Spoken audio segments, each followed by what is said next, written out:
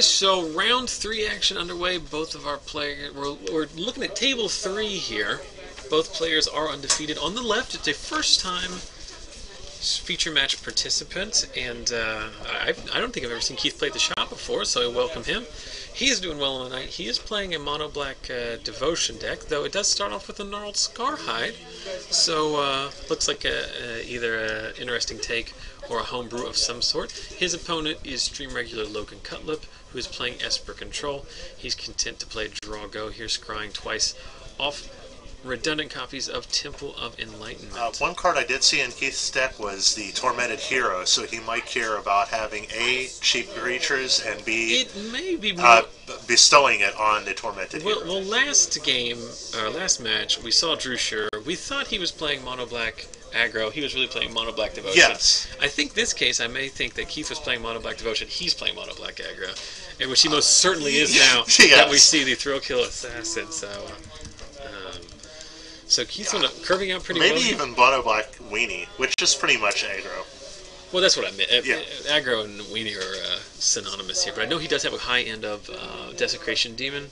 So yes, and he has the Herald of Torment. No, the one where you Master of Feast. Master of Feast. Yeah, Master I can of never Feast. remember the name of it. I always call him Master of Feasts, but it is in fact Master of the Feast. But none of this seeming to matter, as Logan has not found any kind of Azorius Charms or the Black Splash in his deck for removal. Keith just piling in here with an Unleashed Thrill Kill Assassin and a Gnarled Scarhide. And that it's a Tormented Hero, I'd imagine, since it came into play tapped. And it costs 1, yes. So he has a variety of effective Grizzly Bears, 2 power dudes. I will tell you, you might need to lower your voice a little bit, because it is there. They might be able to hear us here, but yeah. So Logan, no black mana, stuck on 3 lands here, facing down 1, 2, 3, 4, 5, 6 in attacks, and he goes down to 8. He's going to need to find a 4th land and a Verdict very soon. And there's a Mutavault, so that Verdict plan not even going to be as good as it otherwise would have been prior to that manland showing up here. Well, he's actually threatening lethal then. With Yep. Logan draws a Hallowed Fountain, so he's found his 4th land. He's going to have to go down to 6 to play it, which he does. Here comes the Verdict. It's pretty much the only play possible there. Yep, but he is on a 3-turn clock here from the Mutavault. He still has not found black mana. Logan does switch his decks around a lot. He used to play Bant Control. He was a blue-white for a while. He's been on Esper for the last month or so. There's a chance that he has taken the black out of this deck, but I think more likely that he just hasn't been able to find a black source in this particular game. So as expected, the Mutavault serves in, knocks Logan down to 4. See if Keith has a follow-up, plays his 5th land, and then plays a Herald of Torment. So Logan is dead on board. He's going to need to find an answer to one of those creatures to survive a turn. Both of those creatures to stabilize long-term going forward.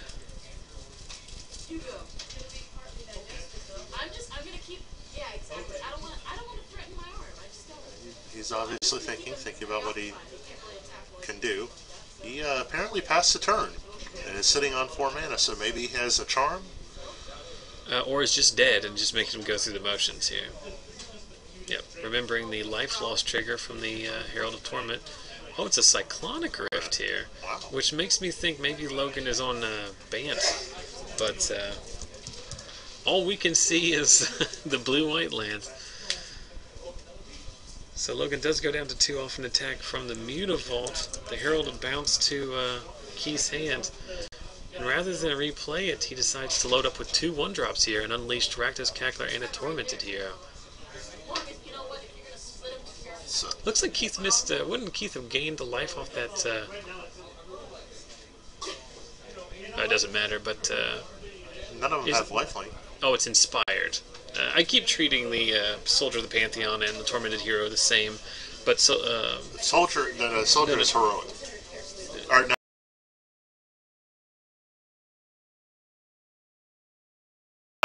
joy, or the vicarious joy, I suppose. To quote a cliche, I could not live in a larger glass house when it comes to Magic together. Alright, so that sidebar discussion out of the way. We're back underway here. Logan Cutlip mulling it to 6 on the play. He's down a game to the mono black aggro deck of Keith Teltzer. Let me double check, make sure I have his name spelled correctly. It is correct. So much like in game 1, Keith's starting off game 2 with a gnarled Scarhide. The new 2/1 drop from Journey into Nyx. Does it bestow for 3 or for 4? For 4. For 4. Drawback is it cannot block. There's a Pithing Needle. I assume meaning Mutavault. Ask him what he named. What did you name? Vault? Mutavault. Mutavault. So sideboarded Needle comes in. Logan Pithing Needle's naming it Mutavault, which is a pretty good answer because I don't think he can ever get rid of that needle. So those Mutavaults are basically just going to be colorless lands from here on out. But Logan is still going to need to clear the board in order to stabilize. Yeah, he's got a Pain Seer here too, which he's lucky. And this is when you see really the drawback from Inspired. The Pain Seer is going to connect, but it takes 3 full turns for that Inspired trigger to really work. And Logan should be able to untap, and if he has access to a 4th land, cast the Supreme Verdict in his hand. I'm surprised how many people do not play a way to take full advantage of the Inspired of the Pain Seer. They pretty much just play it and hope it's slightly better than a Grizzly Bear. Well, it's fine in this deck. I mean, you're going to attack for 2 anyway. That's all you really care about. And Keith decides to go ahead and play into the potential blowout of Verdict here. There's a Lifebane Zombie revealing a hand of 2 lands Verdict Elspeth. Not what he wants to see. No. Because he's going to get destroyed here by this Verdict, and 2 turns later the Elspeth's going to come down. So much like game 1 was kind of a whitewash for Keith, looks like Logan is in the driver's seat here. Keith runs out the 3-drop into the potential of a board wipe. And it's the ultimate in Rubbins, as not only it's a 3-drop that reveals to him the impending doom. The problem to mention is we see an Unleashed Thrill-Kill Assassin followed up by a Tormented Hero, so Keith reloading pretty quickly here. The problem is, Ian, the only card that really takes advantage of Inspired in an effective way is Springleaf Drum. It's just not really that good. No, honestly. I've seen people play it. I've seen people play like 4 of it instead of 2 land and 2 other cards because it's almost land. But yes, it is not the best way to take advantage of it. There's a sideboarded Duress from Keith. Logan's going to go ahead and dissolve it. Likely that the dissolve is going to get taken with the... first of all, he's protecting his Elspeth. But a lot of times you counter it anyway because you know they're going to take the dissolve and you might as well get the scry out of it.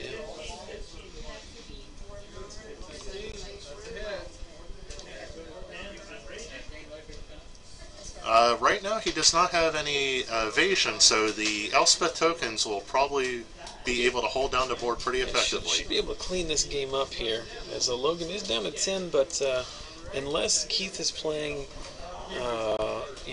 Grey Merchants or something, which it seems unlikely that he would have in this deck, or he needs to find his Desecration Demon, but even then the Demon's not going to be a good enough answer facing off against Elspeth token. We really need to hear his downfall at this point. Oh, I see, because you can just minus Elspeth to kill the Demon. No, you can just sack a token every turn to tap the Demon. So we're going to bestow a Herald of Torment. And kill Elspeth, because he has tapped out this turn. And get the trigger from Heroic. Yep. Can't redirect that trigger, but you can... Well, you wouldn't even want to. Elspeth is dead anyway. Yes. Now he's just debating whether to triple block the thrill kill, which is... Yeah, you probably are obliged to do that. Yes, that is... You're losing your Elspeth, you have 1 card in hand. You keep 1 token, and Elspeth's dead, yes. Wait a minute, he went after his life total, so... Oh. Keith decided to get very aggressive, go after Logan rather than the Elspeth. Oh, and even if he minuses Elspeth to kill it, he still has the 3/3. Yeah, so Keith likely... Keith's showing that he knows how to play his deck better than we do, which is good to see, because... apparently Logan attacked there. See, he's going to minus Elspeth and Supreme Verdict, apparently? Possibly. He is going to use the -1 Elspeth. That will clear out the Tormented Hero, but the bestowed creature will come into play. Logan dead on board here at D-Sphere is going to answer the flyer. So Logan is effectively at 2 here. He's going to lose his Elspeth. Or be a 2. Well, Keith has to kill the Elspeth. Oh my goodness. He went straight for the life total. But the thing is now, I think that's the mistake. As we see Logan lose a Sphinx's Rev to the Thoughtseize, which is brutal. That Sphinx's Rev would have been more than enough to lock this game up. But now Elspeth, he doesn't have the evasion again, so he can't close him out, and Mutavault's not an option to close him out either. Yeah, seems pretty aggressive there. Like I said, I don't know Keith's list, so I don't know what kind of reach he has, but it seems very unlikely that he's going to be able to attack in for the last 2 damage. Yeah, he did make a better play than us the first time, but not the second time. Yeah, well, it remains to be seen if it works out for him here, but seems pretty risky here. Logan attacks in with this one unsummoning sick soldier token. The keep just draws off the top. That's the body language of the man who drew a blank. Yep, pretty much. I was getting that also. There's so many cards that Logan can draw that would just wrap this game up entirely. Jace pretty much does it. The Sphinx's Revelation clearly does it. A Dissolve at this point basically locks the game up as well. As Logan can just sit back and counter anything that affects his life total, let everything else resolve. Except for the trigger will still happen on Heroic just from targeting it. So he might try to win him out just by having 2 Heroic triggers on the Tormented Hero. Even if they're countered, it doesn't matter. The trigger will happen.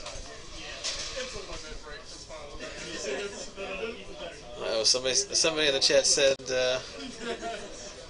commentators suck, so apparently not doing well enough to entertain everyone. I don't know what we've egregiously done wrong in this case, but anyway, the Elspeth still taking control of this game. Keith looking desperately for a way to do the final 2 points of damage. He's not going to be able to do that with the Tormented Hero, and again, if he had just attacked Elspeth the turn yes, it was at 2 loyalty. Well, right now he's limited. That's his only out is double Heroic the Tormented Hero. You're exactly right. Yeah, that's pretty much his only out. The Heroic trigger may be good enough here. That's what I'm thinking he must be trying to accomplish here. Yeah. And again, I want to apologize. We're having some difficulty with the camera tonight. It seems to be shorting out. If it gets real bad, I will reboot. You can come in. We will unplug it and plug it back in again, which is the universal way of fixing all electronics. Or kicking it very hard.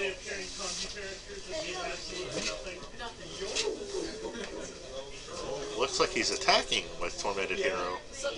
Sure, he's attacking directly for life, but blocking is obvious, so... Yeah, Bioblight is also an out here. There's a Rakdos Cackler. Well, maybe he has the return X cards that cost 1 from your graveyard to play.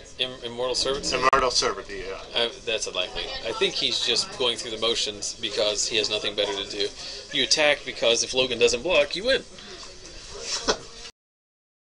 Okay. I thought it said like East Fizzet. I'm like, wow. Yes. So Keith's deck is the deck that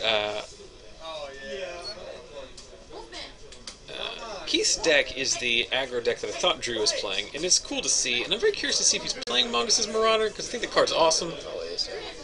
And would give him reach around Elspeth too. Maybe that was one of his other outs. It does give you reach. I mean, it's still a 3-drop. You would still get blown out by the Verdict, but you would also get in 2 more damage that way. And that previous game when he was at 2, that would have made the difference. Yes. I'd imagine that's what he curves out at, because I heard him say he doesn't have a card that costs 4 in his deck.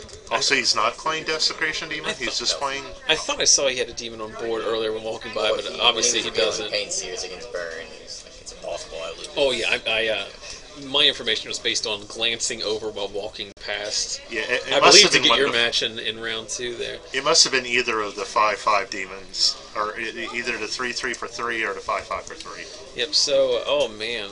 So there's a Brain Maggot. I wonder if that's the main board or sideboard. Brain Maggot, a new card from Journey into Nyx. It's effectively a Mesmeric Fiend, or a Tide Hollow Skull, or however you want to call it, but basically one of those types of Fiend, yes.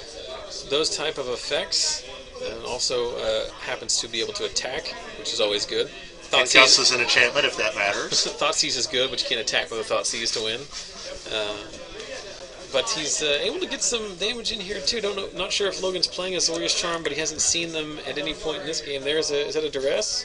Revealing Verdict, Jace, 2 lands, Dissolve, and Elspeth. So it seems likely he is not playing that's a pretty brutal Duress. Charm or Divination or any card draw other than Sphinx's Robe. To be perfectly honest, it also seems like he is not playing a third color at all. He has not been. He had a Godless Shrine there. I think he just plays Doomblade or something like that. Okay, because I haven't seen a non-blue white card yet. So we can't play the Verdict that we wanted to play here because of the Duress, but we do get to land a Jace here. I'm sure there's no thought involved. Plus him and pray. Yeah, the plus is an automatic. That you don't need to think about that. You're probably dead if you don't plus him. You're dead to a bestow. 1, 2, 3, 4, 5, 6. No, you're not dead to a bestow, but I mean, I don't think you can afford to not plus. There's really no thought involved at that. I mean, Logan's going to consider his options there, but could not talk himself into an alternative. So Keith moves to his draw step. I think that's a Herald Torment on the top there. Clearly is not, or he doesn't have a he does not have a... Yeah, he needs a lot more mana to be able to do anything. He's stuck on 2. Yep. And I'm sure he is attacking Jace himself. That is surprising, considering that he went for the life total last game. It is very interesting. Maybe he decided that going after the life total was not as successful as he would wish it to be. Especially when you're going to follow up with a Brain Maggot here. Or wait, what? No. It looks like a... Did he play a land? No. That must be a Pain Seer. Yeah, I mean, he's forcing Logan to dig for a Verdict, which he would have done last turn. Land. Land. And the worst land, it's a Cup Island. So I would give him the shock and... Should have given him the Cup Island instead of the Plains. I probably would since he had 2 blue anyway, but give him the shock and a land is correct there. Now maybe Cutlip has a Verdict in hand already. No, we've already seen his hand and know that is not the case. I was thinking maybe he would have had to have drawn it last turn because that's the only unknown card we know about. But he would have cast it last turn. So he minus the Jace because Jace would have died anyway. Even if he plus it to 3 and give him -1 and go, Jace was dead at that point anyway. Oh, he doesn't win this game unless he finds a Verdict. So. Well, I'm thinking you should have plus Jace and hope to draw a Verdict anyway. No, you D-sphere on the Rakdos Cacklers. Oh, it's a Banishing Light. I was like, don't do that to me. Alright, so Logan effectively at 4 here. He has also not played a Pithing Needle, so Mutavot's still active. Yep. If he had one. Apparently he just chooses not to draw land this game. Yeah, we have an Elspeth in his hand, but we're ways off from casting it. There's a Thoughtseize. Good grief. Thoughtseize getting Sphinx's Rev, apparently. Yeah. You're reminding him he has to show his last 2 cards, even if they are not legal targets. Yeah, you have to take the Elspeth here. Oh. Wow. Well, unless he has like a Marauder in his hand. There's also a point too where you're ingrained to be afraid of a card like Sphinx's Revelation, even in situations where this Elspeth is now going to beat you. And it's not that necessarily beats him. Well, and Logan has to block all 3 of those, which means that... Have to block all 3.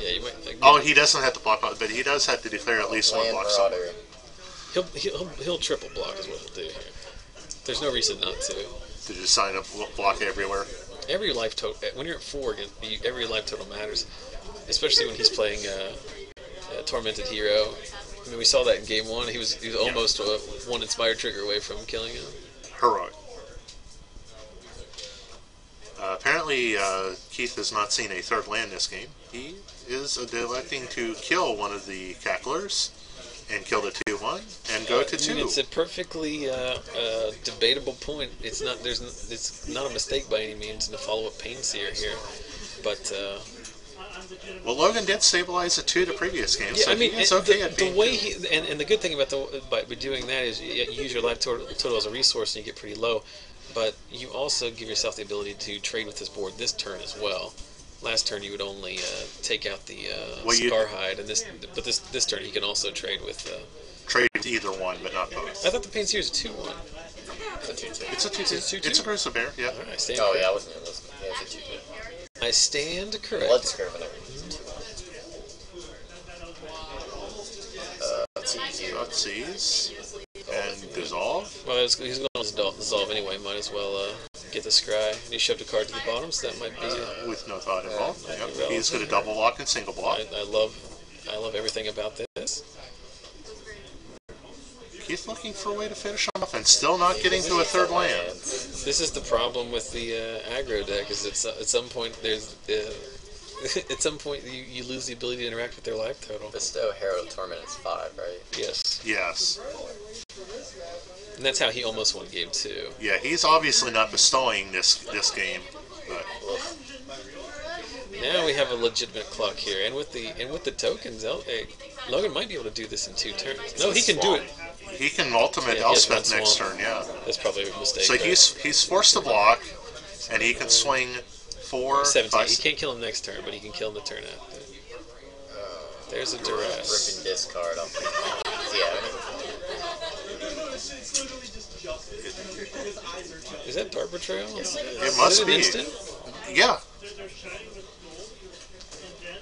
Learn something new. game over. So just passes back. So that is the first block card I've seen Logan play. Oh, and he still has. No, he doesn't. Yeah, he still has the 3 cost 2/2. Magus' Marauder? Yes. I mean, we haven't seen one yet, but I mean, I would assume it would be in this deck. Yeah.